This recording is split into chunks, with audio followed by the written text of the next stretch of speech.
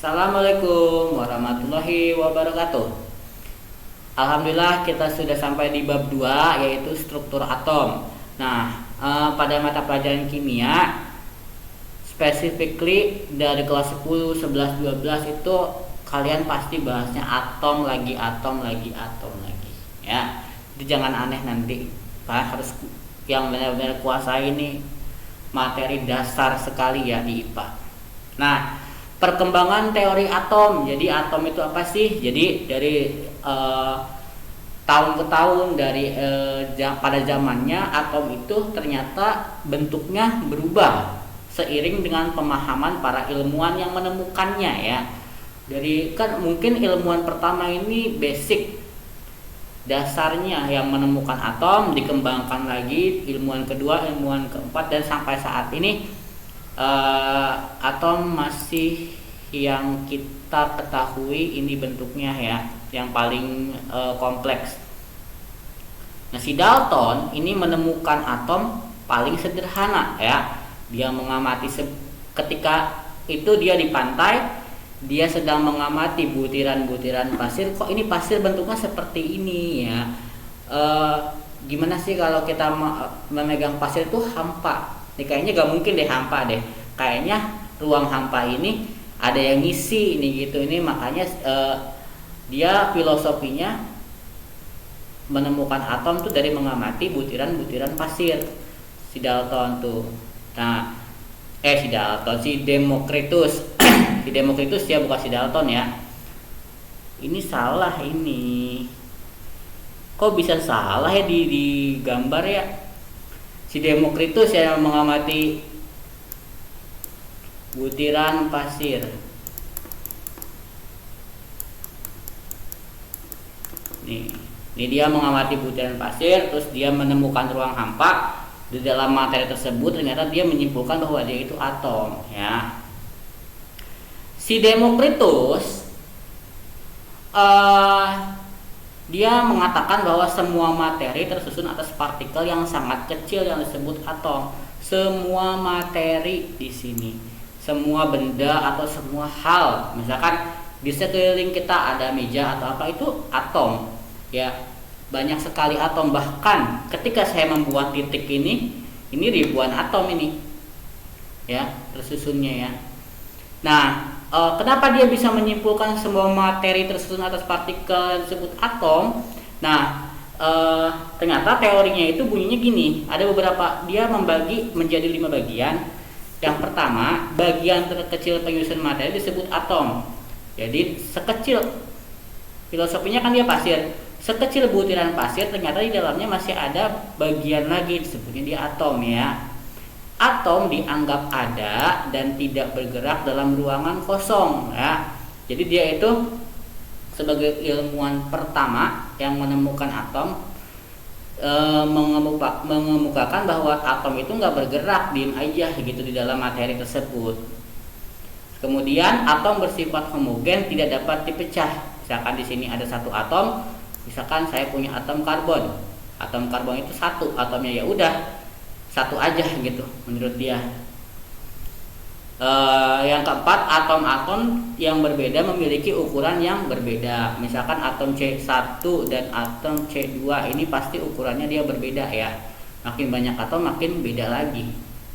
Sifat-sifat materi ditentukan oleh ukuran, bentuk, dan pergerakan atom. Misalkan kita punya rantai C2 dengan C2H12O6 itu dia rantainya akan beda karena atomnya aja beda ukurannya. C6H12O6 itu glukosa ya. Jadi rantai glukosa dan rantai karbon itu berbeda karena dia memiliki lebih banyak jumlah atom daripada atom biasanya ya. Seiring dengan perkembangan zaman, nah, beberapa ilmuwan setelah Demokritus juga mengemukakan di sini. Aristoteles yang kalian kenal dan Plato ya. Di sini nggak percaya tuh dia dalam ruang kosong itu ada atom, nggak percaya. Udah ruang kosong aja gitu. Gak heran karena ini ilmuwan yang emang basicnya sosial ya. Makanya si Demokritus kan ini science, penemu sains. Dia ini yang pertama kali, dua ini yang mengekang bahwa gak ada yang namanya atom dalam sebuah materi. Kemudian di tahun 1564 sampai 1642 si Galileo Galilei ini mengemukakan bahwa reaksi kimia melibatkan penyusunan bagian terkecil yang tidak dapat dilihat. Nah, reaksi kimia itu berarti sudah ada sejak tahun tersebut ya. Ketika kita mereaksikan sebuah senyawa, maka penyusunnya itu bagian kecilnya tidak dapat dilihat. Misalkan kita mereaksikan dua buah larutan, ya, itu bagian paling kecil dari larutan tersebut itu tidak bisa dilihat, walaupun nanti warnanya misalkan berubah, itu nanti tetap aja tidak bisa dilihat menurut si Galileo ini. Walaupun nanti akan menimbulkan atau akan menyusun senyawa lain, tapi tetap aja unsur penyusunnya ini gak bakal bisa dilihat.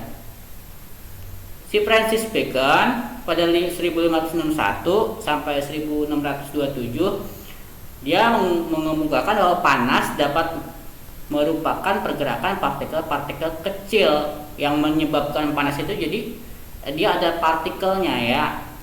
Sementara si Robert Boyle pada tahun 1627 ini di dalam fisika ya, si Boyle ini tidak ada satupun penjelasan secara detail tentang fakta-fakta fisika dan kimia dalam ranah teori atom. Nah, pada tahun tersebut mungkin atom itu tidak secara spesifik ya, tidak secara karena si Demokritus sendiri itu cuma seperti itu menjelaskan tentang teori atom, tidak ada yang belum ada yang namanya neutron, elektron belum ada pada masa itu. Makanya tanggapan atau bantahan dari teori-teori setelahnya juga bersifat tidak menyetujui, lebih ke dominan tidak menyetujui si Demokritus. Pada tahun 1766 sampai 1884 si Dalton, nah dia menciptakan sebuah materi nih, sebuah teori nih, namanya A New System of Chemical Philosophy. Nah, rangkuman dari materi tersebut, dari teori tersebut ada 5. Nah, 5 ini kalau kita perhatikan ini mirip-mirip si Demokritus ya, si Dalton ini. Nah, makanya saya agak kurang pendapat tadi bahwa yang buat itu dia lebih ke si Dalton. Kurang sependapat karena yang memperhatikan butiran pasir itu si Demokritus, bukan si Dalton. Ya, si Dalton menunjukkan teorinya sebagai berikut. Yang pertama, semua materi tersusun atas partikel yang sangat kecil ya, sama prinsipnya dengan si Demokritus. Atom tidak dapat dilihat dan dihancurkan, sama ya. Unsur yang berbeda mengandung atom yang berbeda. 3 ini saya bisa bilang sama dengan Demokritus. Kalau misalkan kalian menulis soal, saya biasanya gitu kalau soal, apa persamaan teori Demokritus dan teori atom Dalton? Nah, kalian jawabnya 3 ini ya. Yang D, atom dengan perbandingan tetap dapat digabungkan membentuk senyawa. Perbandingan tetap itu berapa sih? C2 H4. Ini kan perbandingan 1:2 ya. Terus 1:2, terus 1:2 setelah direaksikan itu dapat membentuk senyawa ya.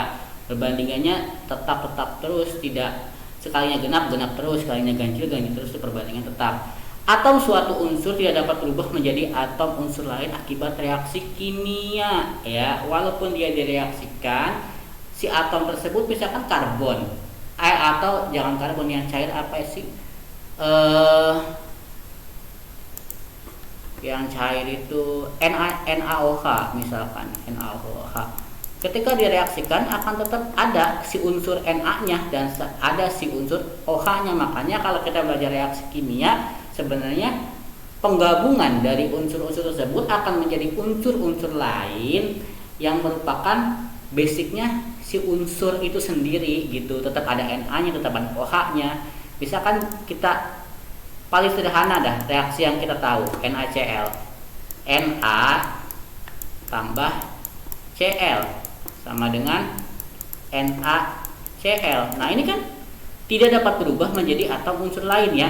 Tetap ada Na-nya, tetap ada Cl-nya ya, si NaCl ini. mau dibawa kemanapun, direaksikan kemanapun, tetap ada si Na dan Cl nya. Ada lagi, misalkan saya kasih 2H plus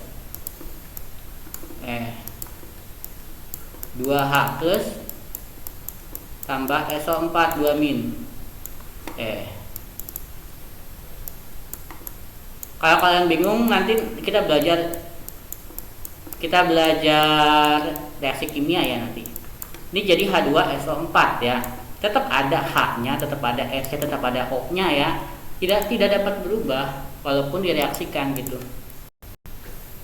Nah, efek hukum Dalton, teori yang dikemukakan Dalton secara tidak langsung ternyata dimodifikasi ya.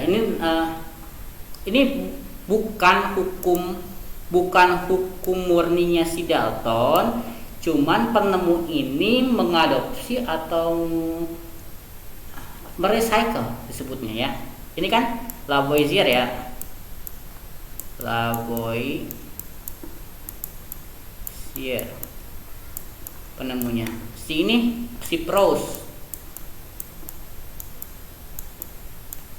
penemunya. Nah, secara tidak langsung kita perhatikan atom dengan perbandingan tetap dapat digabungkan membentuk senyawa. Nah, ini kan secara tidak langsung sama dengan si hukum perbandingan tetap kan? Perbandingan unsur-unsur dalam senyawa adalah tetap.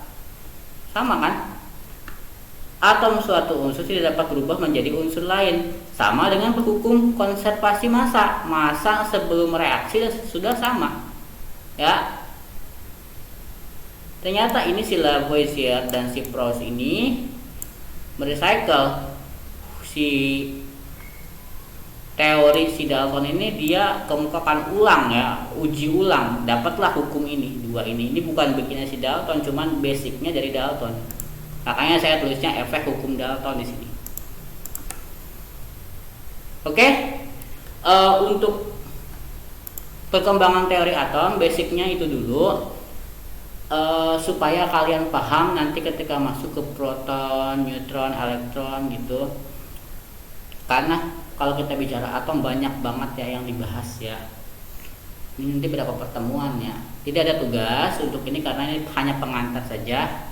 Sampai jumpa di pertemuan berikutnya. Wassalamualaikum warahmatullahi wabarakatuh.